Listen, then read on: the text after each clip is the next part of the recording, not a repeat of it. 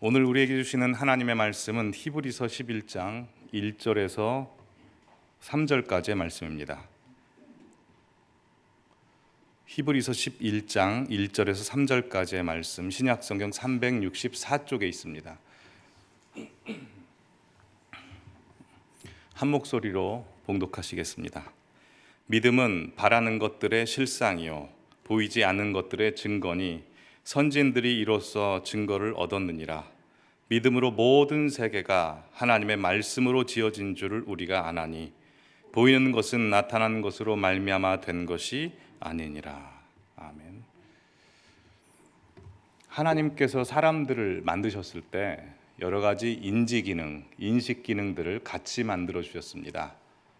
그래서 이성, 지성, 상식, 그리고 합리성, 또한 경험 등 인간은 나름대로 어떤 사건이나 사물들 그리고 어떤 존재를 보면서 그것이 무엇인지 알 수 있는 능력과 기능들을 가지고 있죠. 그래서 우리는 살아가면서 하나님께서 우리에게 주신 인지 기능들과 인식 기능들을 사용하며 삽니다. 하지만 이런 인식 기능들은 우리 눈에 보이는 세계의 것들을 감각하고 이해하고 깨닫게 하고 또 연구하게는 해주지만 눈에 보이지 않는 영이신 하나님을 경험하게 해주지는 못합니다. 눈에 보이지 않는 영이신 하나님을 경험하게 해줄 수 있는 유일한 방법은 오로지 믿음뿐입니다. 오직 믿음만이 하나님께서 진짜 살아계시다는 것을 우리로 하여금 분명히 확신하게 해주고, 오직 믿음만이 하나님께서 지금 일하시고 계시다는 것을 우리의 믿음의 눈을 들어 볼 수 있게 해주며, 오직 믿음만이 하나님께서 나와 우리를 향한 크고 놀라운 계획을 갖고 계시다는 것을 우리는 알고 확신할 수 있습니다. 그러나 곰곰이 생각해 보면 이 믿음이 없어도 우리 이성적 차원에서 어느 정도까지는 하나님께서 살아계시고 신이 존재한다는 것은 변증할 수 있습니다. 그것은 우리 눈에 보이는 세계, 즉 자연 만물, 생명체, 그리고 지금까지 흘러온 역사를 자세히 살펴보면 그것 자체로 그것을 만들고 이끌고 역사해온 분이 있다는 것을 우리로 하여금 감지하게 해주기 때문입니다. 예를 들어 도예공이 진흙으로 도자기를 만들 때 도자기는 자기가 만들어지는 과정을 볼 수 없습니다. 하지만 완성된 도자기를 보면서 누구도 부인할 수 없고 의심할 수 없는 사실은 그 도자기를 만든 누군가가 존재한다는 것이죠. 그러기에 우리는 우리 눈에 보이는 세계, 자연 만물, 진기한 생명체, 그리고 지금까지 도도하게 흘러온 역사를 살펴보면 하나님을 떠올릴 수밖에 없습니다. 20세기 최고의 기독교 변증가라고 할 수 있는 C.S. 루이스 선생님이 쓴 영광의 무게라는 책을 보면 그 책에서 이렇게 말씀하고 있습니다. 태양을 보려고 노력하지 마라. 그저 태양이 비치고 있는 사물들을 봐라. 그 사물들을 보면 그 태양이 존재한다는 것을 느낄 수 있을 것이다. 하나님도 마찬가지입니다. 우리 육안의 눈으로 보이지 않는 하나님을 보려고 애쓸 필요가 없습니다. 하나님께서 만드신 이 피조세계, 창조물, 역사를 자세히 살펴보면 그 속에 깃든 하나님의 창조자의 능력, 은혜와 사랑과 그 감수성을 우리가 알 수 있기 때문입니다. 우리 성도님들께서 여행을 많이 하신 분들은 다들 느끼셨을 겁니다. 자연 만물의 아름다움과 장엄함을 보면서 하나님의 높고 위대하심을 찬양하고 경험하셨을 겁니다. 저는 여행을 그리 좋아하지 않아서 많은 여행지를 가보지 못했는데요. 한 곳을 주구장창 간 적이 있습니다. 나야가라 폭포는 제가 10번 이상 갔습니다. 봄, 여름, 가을, 겨울. 왜냐하면 제가 살던 곳에서 1시간 40분 정도 떨어져 있었던 곳이기에 여러 기회들이 있어서 많이 방문했습니다. 나야가라 폭포를 보면서 항상 느꼈던 것은 그 장구한 세월 동안 무수히도 많은 물이 위에서 아래로 매섭게 떨어지는 거 아닙니까? 그것을 보면서 하나님의 위엄과 무서움, 그 하나님의 역사를 누구도 막을 수 없다는 것을 그 나야가라 폭포를 통해서 봤습니다. 아마 우리 성도님들께서는 나야가라 폭포보다 훨씬 더 멋지고 진귀한 자연 만물이나 생명체, 또한 그 역사를 공부해오면서 하나님의 보이지 않는 능력과 신기함들을 다들 느끼셨을 겁니다. 근데 중요한 것은 우리가 자연 만물과 생명체와 역사를 바라보면서 살아계신 하나님을 느낄 수 있는 것은 하나님께서 우리에게 믿음을 주셨기 때문에 하나님을 느낄 수 있는 것이지, 만약 믿음이 없었다면 아무리 이 세상에 가득 차고 찬 하나님이 계시다는 증거를 갖다 줘도 우리는 인정할 수가 없었을 겁니다. 믿음이 와야 우리가 그걸 볼 수가 있기 때문이죠. 그러기에 우리가 인생을 살면서 신앙생활에 있어서 가장 중요한 것, 없어서는 안 되는 것 한 가지를 꼽으라고 한다면 그것은 믿음입니다. 이 믿음으로 말미암아 우리는 하나님 아버지를 내 아빠 아버지라고 부를 수 있게 됐고, 이 믿음으로 말미암아 예수 그리스도를 내 구세주라고 영접할 수 있게 되었으며, 이 믿음으로 말미암아 우리 살아계신 사모하는 성령 하나님께서 우리 영 안으로 들어오실 수 있었습니다. 예수님께서 공생의 생활을 하시면서 병든 자를 일으키시고 죽은 자를 살리시는, 또한 귀신 들린 자의 귀신을 내쫓으시는 그 기적을 하시면서 항상 하셨던 말씀이 있습니다. 내 믿음이 너를 구원했다 라고 말씀하십니다. 내 믿음이 너를 구원했다 라고 하는 말씀은, 이 믿음이라고 하는 것이 우리의 머릿속에서 그저 추상적인 개념이 아니고 내 안에서 겉도는 신념이 아니라 내 실생활에 그대로 능력으로 나타나는 것이 바로 믿음이라고 하는 것입니다. 그래서 믿음은 우리로부터 온 것이 아니고 하나님으로부터 왔습니다. 에베소서 2장 8절에 보시면 이렇게 돼 있죠. 너희가 그 은혜에 의하여 믿음으로 말미암아 구원을 받았으니 이는 너희에게서 난 것이 아니요 하나님의 선물이다 라고 되어 있습니다. 즉 믿음이 우리로부터 오는 어떤 긍정적인 마인드, 내 신념, 결단, 의지, 고집이 아니고, 이 믿음이라고 하는 것은 철저히 하나님으로부터 주어진 것이라는 겁니다. 그래서 이 믿음은 우리 현실 가운데 능력이 됩니다. 그래서 오늘은 히브리서 11장 1절부터 3절의 말씀을 토대로 해서 우리에게 허락하신 하나님이 주신 믿음이라는 것이 무엇인지 세 가지로 한번 살펴보겠습니다. 이 말씀이 우리 성도님들의 실생활에 그대로 능력 있는 말씀이 되기를 간절히 바랍니다. 첫 번째로, 믿음이라고 하는 것은 보이지 않는 세상을 보이는 세상으로 끌어당기는 믿음, 능력이라는 겁니다. 보이지 않는 세상을 보이는 세계로 끌어오는 것, 그것이 믿음이라는 능력입니다. 3절 말씀 다 같이 한번 읽어보실까요? 믿음으로 모든 세계가 하나님의 말씀으로 지어진 줄을 우리가 아나니 보이는 것은 나타난 것으로 말미암아 된 것이 아니니라. 보시면 믿음으로 모든 세계가 하나님의 말씀으로 지어진 것을 안다라고 되어 있는데, 하나님께서 말씀으로 이 세상을 창조하셨습니다. 근데 여기서 모든 세계라고 했습니다. 하나님께서 창조하신 모든 세계가 어떤 세계일까요? 히브리서 11장 1절부터 3절까지 보시면 이 믿음을 가리켜 보는 것, 시각적인 것이라고 이야기를 하는데요.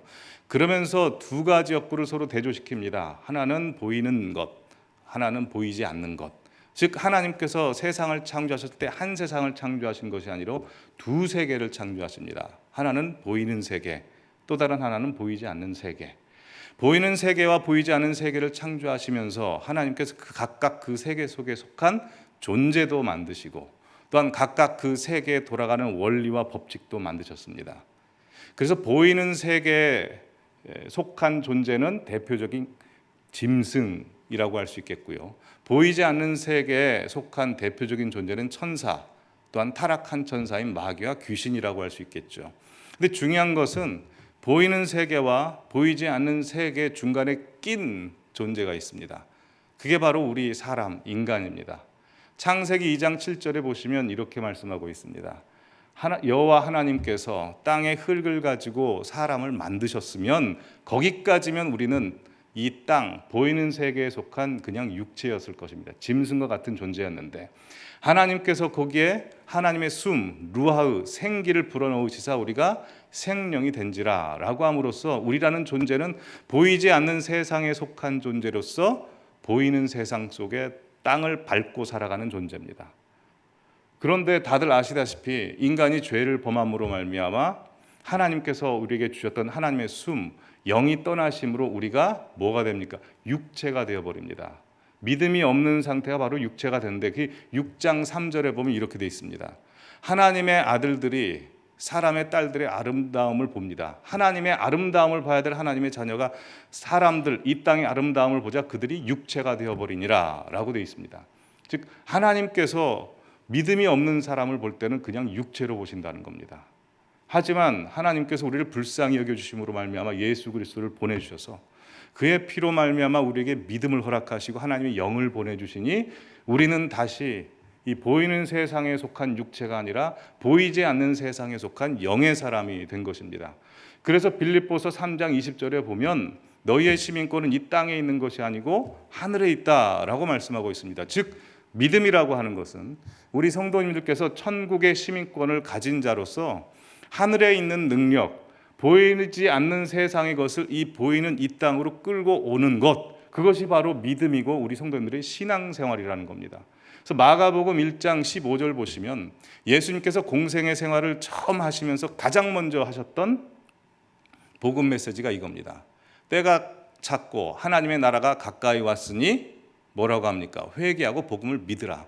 하나님의 나라가 가까이 오는 것은 믿는 것입니다. 회개하고 복음을 믿음이 가져오는 것입니다. 또한 우리 예수 그리스도께서 이 땅에 오심으로 말미암아 하나님께서 우리에게 주신 능력이 있는데 그게 마태복음 18장 18절입니다. 내가 너에게 진실로 이르노니 땅에서 매면 하늘에서도 매일 것이요 땅에서 풀면 하늘에서도 풀릴 것이다 라고 되어 있습니다. 원래 보이는 세계는 보이지 않는 세계로부터 나타나는 것이라고 했는데 예수 그리스도께서 이 땅에 오심으로 말미암아 반대가 됩니다. 우리 믿는 사람들에겐 아무나 그런 것이 아니라 우리 믿는 사람들에게는 적어도 땅부터입니까? 하늘부터입니까? 순서가 바뀌었습니다. 땅에서 매면 하늘에서 매이고 땅에서 풀면 하늘에서 풀리리라 라고 하듯이 우리가 이 땅에서 살아가면서 꼭 해야 되는 것은 보이지 않는 하늘의 권능을 이 땅 가운데로 끌어당기는 것이라는 겁니다. 그렇다면 보이지 않는 세계를 보이는 세상으로 끌어올 수 있게 하는 게 무엇일까요? 오늘 본문 3절에 이렇게 돼 있죠. 믿음으로 하나님의 말씀으로 모든 세계가 지어진 것을 안다라고 돼 있습니다. 여러분 하나님께서 이 세상을 창조하실 때 이 땅이 혼돈하고 공허하고 흑암이 깊음 위에 있었던 무질서 상태였습니다. 하지만 하나님께서 태초에 Let there be light, 빛이 있으라 라고 말씀하심으로 말미암아 이 혼돈의 무질서의 세상이 질서의 세상으로 창조됩니다. 하지만 다들 아시다시피 인간이 죄를 범함으로 말미암아 이 땅을 다스려라 라고 하는 왕의 직분을 준 우리가 마귀에게 넘어가 버리자 잠깐 마귀가 이 세상을 점유하고 있는 불법 왕이 되어버렸습니다. 왕 노릇하고 있습니다. 그러므로 말미암아 다시 이 땅이 어떻게 됩니까? 우리를 죄로 유혹하고요, 불안과 공포와 다툼과 우울감과 여러 병들로 인해서 고통스럽게 합니다. 즉 이 땅이 다시 창조 이전의 상태, 혼돈, 공허, 흑암이 깊음에 있는 상태로 들어갔습니다. 그러게 이런 무질서 상태에 있는 우리 안에서 하늘의 능력을 끌어오는 것은 무엇이겠습니까? 말씀입니다. 말씀이 바로 보이지 않는 세상 속에서 우리에게 떨어진 것이니 말씀을 이 세상에 끌어오게 하는 것, 그러므로 말미암아 정돈되지 않고 정리되지 않은 우리의 내면을 정리하고 질서 정연하게 만드는 것, 그것이 바로 보이지 않는 세상을 보이는 세상으로 끌어오는 것입니다. 그래서 믿음이 있으신 우리 성도님들의 삶을 보면 상황 때문에 여러 가지 조건 때문에 잠깐 요동하고 흔들리실 수는 있습니다. 그런데 보면요, 곧 말씀과 기도로 자기 내면 상태를 정리하시더라고요. 질서 있게 정리 정돈을 합니다. 왜냐하면 하늘의 권세를 끌어왔기 때문에.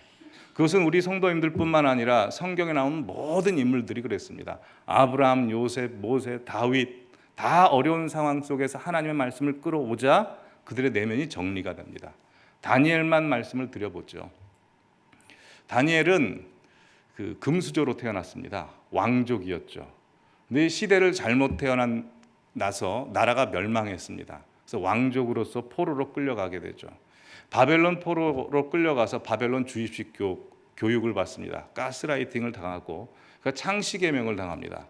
원래 다니엘이라는 이름이 하나님께서 이 세상을 재판하시고 판단하시고 다스린다, 하나님을 찬양하는 이름인데 벨드사살로 바뀝니다. 벨이여 나라를 구원하소서. 말하자면 이름이 김바울이었다가 김보살로 바뀌는 겁니다. 그러니까 얼마나 혼란스럽겠습니까? 그리고 당시에는 마치 포로로 끌려갔으면 하나님도 포로로 끌려가고 하나님이 죽은 것 같습니다. 예민한 사춘기 시절에 얼마나 마음이 혼잡했으며 흑암이 깊음 위에 있고 혼란스러웠겠습니까?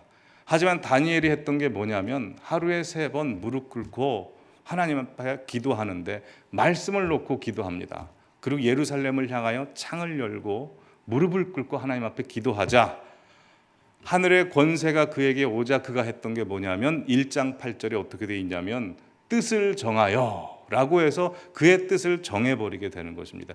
이게 바로 이 땅에서 하늘의 권세, 보이지 않는 세상의 권세를 끌어당기는 것입니다.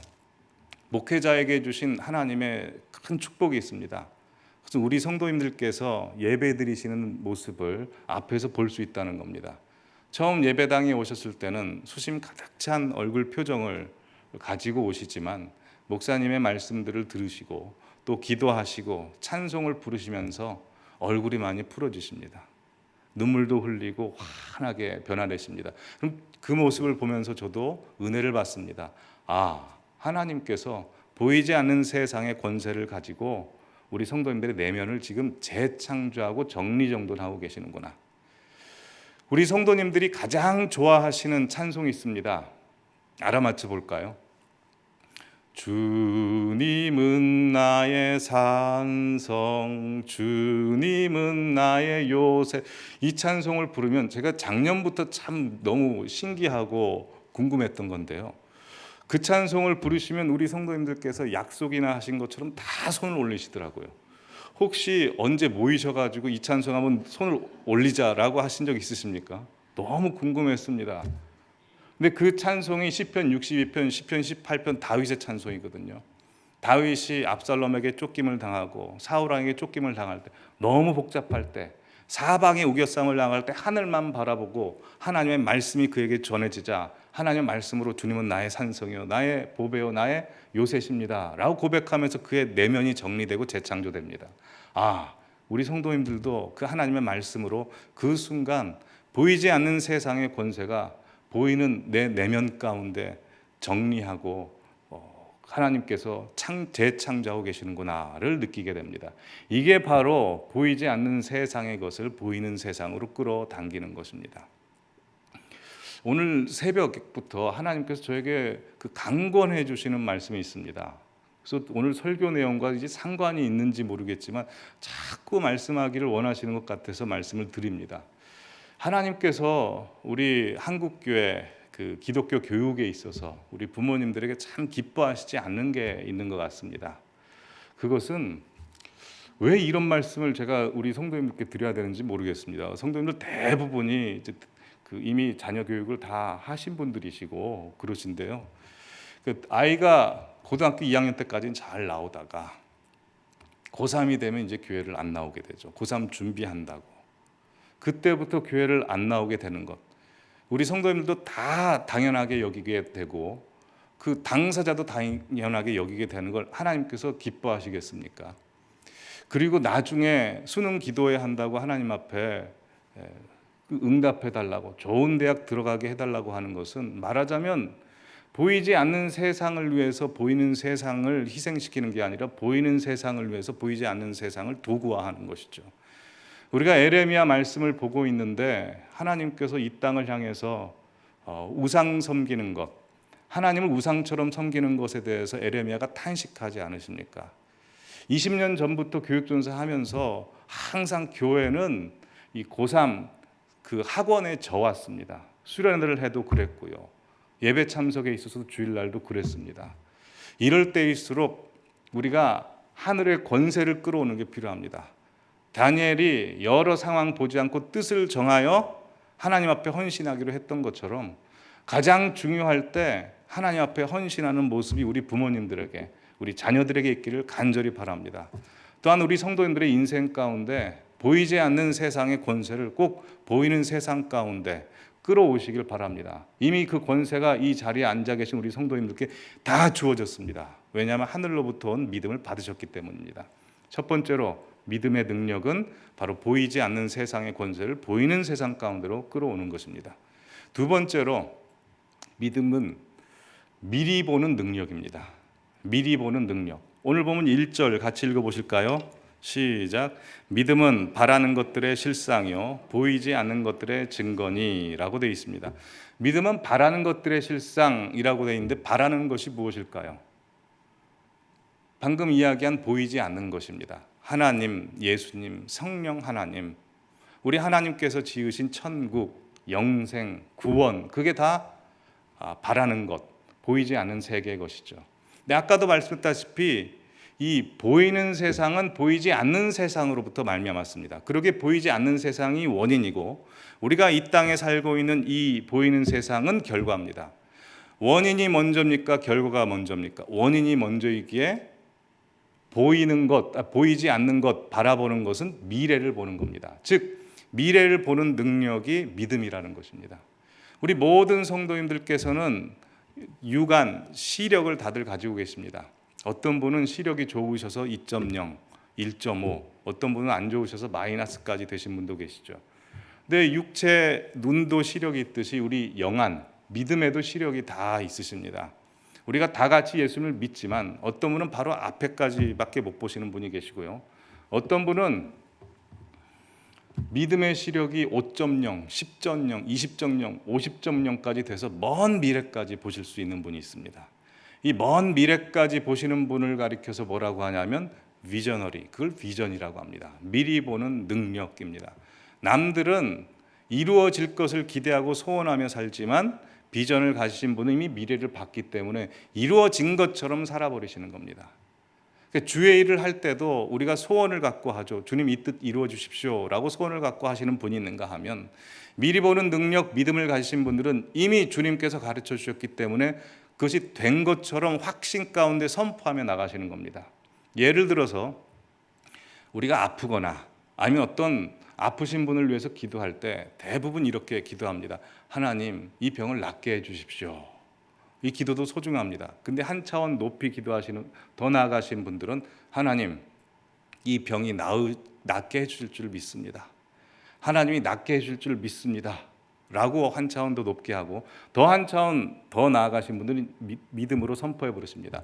나사렛 예수 그리스도의 이름으로 명하노니 이 병이 이미 노임을 받았도다. 주 예수 그리스도의 보혈의 피로 말미암아 내 병이 이미 나은 줄 믿습니다. 나았다고 확신하고 감사합니다 라고 믿음의 선포를 하시는 분들이 있습니다. 이 세 가지 기도 다 소중하고 하나님께서 받으시는 기도입니다. 하나님께서 가장 기뻐하시는 기도는 맨 세 번째, 후자입니다. 왜냐하면 히브리서 11장 6절 말씀에 믿음이 없이는 하나님을 기쁘시게 할 수 없다.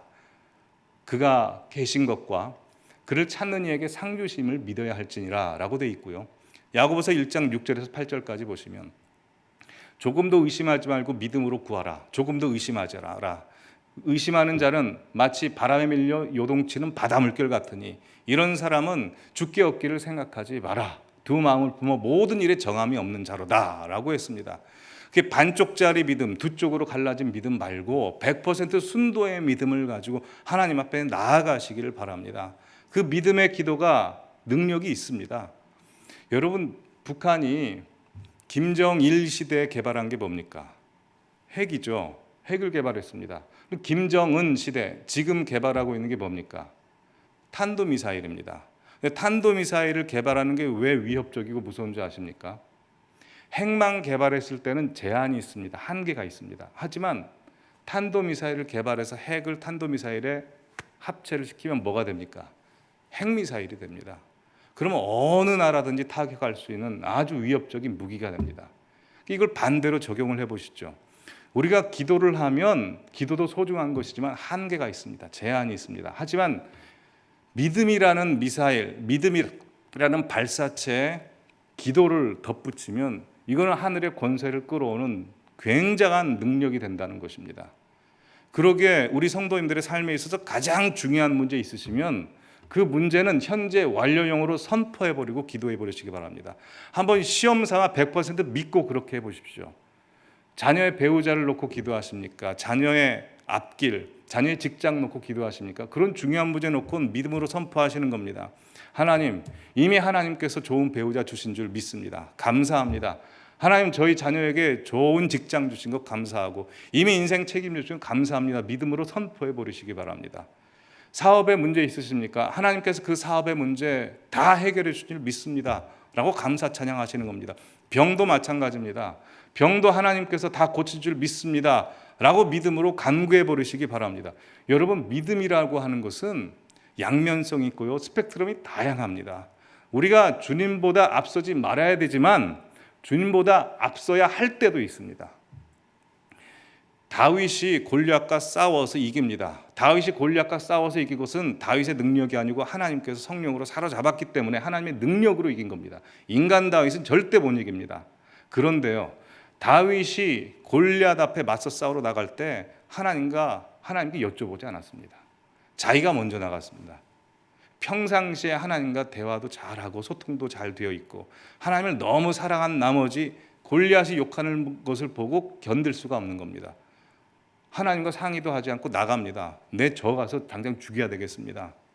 너는 칼과 창으로 오지만 하나님 욕하는 나는 만군의 여호와 이름으로 너 죽인다 라고 하자 하나님께서 보좌에 앉아 계시다가 깜짝 놀란 겁니다.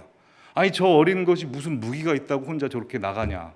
여러분, 아이들이 뭣도 모르고 막 돌진하면 부모가 어떻게 합니까? 가서 보호하려고 뛰어 들어가는 거 아닙니까? 말하자면 하나님께서 뛰어 들어가서 골리앗을 이기게 해주신 것입니다. 우리가 때로는 그런 믿음의 배짱을 가져야 됩니다. 왜요? 우리는 하나님의 자녀이기 때문입니다. 사진 한 장 보여주시죠. 새벽 기도 때 한번 본 사진인데요. 애가 뭐 하고 있는 것 같습니까? 기도하고 있는 겁니다. 이 사진의 제목이 뭐냐면 세상의 중심에서 땡깡을 외치다. 엄마가 어디선가 보고 있다가 부제입니다. 근데 이렇게 해도 들어주지 않으면 이렇게 기도해야 됩니다. 두 번째 장면 하나 보여주시죠. 부르짖는 기도를 하고 있는 것이죠. 이런 그냥 바닥에 누워가지고 기도할 수 있는 것, 이거 누가 할 수 있습니까? 자녀니까 할 수 있죠. 세 번째 사진도 보여주시죠. 중심에서 땡깡을 외칠 수 있는 것, 이게 자녀가 할 수 있다는 겁니다. 그러게 때로는 믿음을 가지고 하나님 앞에 미리 선포하시고 나아가신 우리 성도님들 되시기 바랍니다. 월트 디즈니에 대한 우리가 도전받을 일화가 있습니다. 월트 디즈니가 디즈니랜드와 디즈니 월드를 만들지 않았습니까? 이제 디즈니랜드를 만들 때 그가 이런 꿈을 품습니다.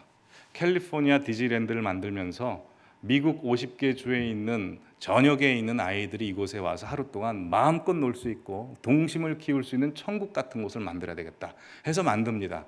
근데 그 꿈은 얼마 지나지 않아서 다 이룹니다. 그러자 그가 더 큰 비전을 품습니다.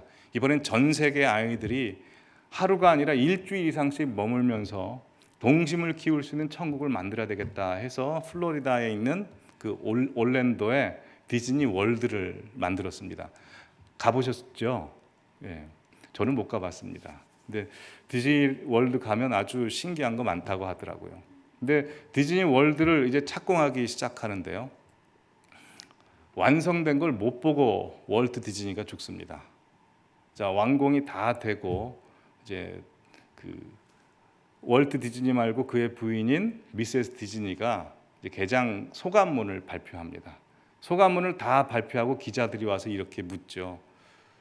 미세스 디즈니, 만약 당신의 남편 월트 디즈니가 있었다면 이 광경을 어떻게 생각했겠습니까? 얼마나 감격적이었겠습니까? 그러자 미세스 디즈니가 고개를 저으면서 이렇게 얘기했다고 합니다.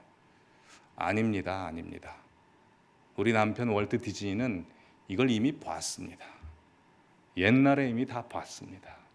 여러분, 그게 비전입니다. 미리 보는 능력, 그게 바로 믿음, 바라는 것들의 실상이라는 것입니다.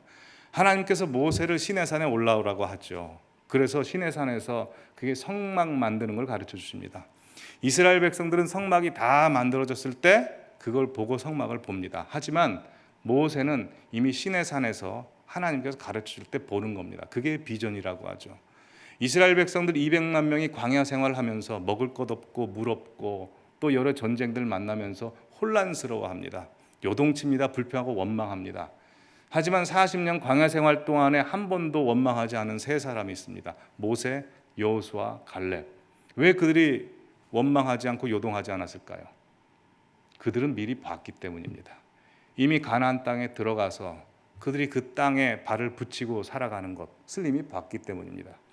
그래서 갈렙은 85세가 되었지만 이 산지를 내게 주소서라고 믿음의 도전을 하고 여호수아는 정말 두렵고 떨리는 마음을 가지고도 담대하게 나아가서 요단강을 건너고 정복 전쟁을 승리했으며, 모세는 그 모습을 봤기 때문에 비스가 산에서 너 여기까지다, 여기서 죽어라 할 때 믿음의 순종을 하며 죽을 수 있었던 것, 그것은 그들이 미리 다 봤기 때문입니다.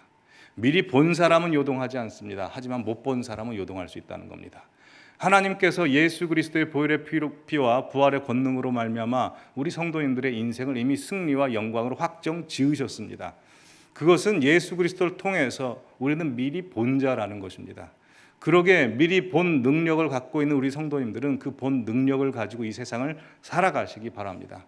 하늘의 권세를 끌어당기시고 미리 본 자로서 이미 이루어진 것처럼 확신 가운데 사시는 우리 성도님들 되시기를 바랍니다. 세 번째로, 믿음이 무엇일까요?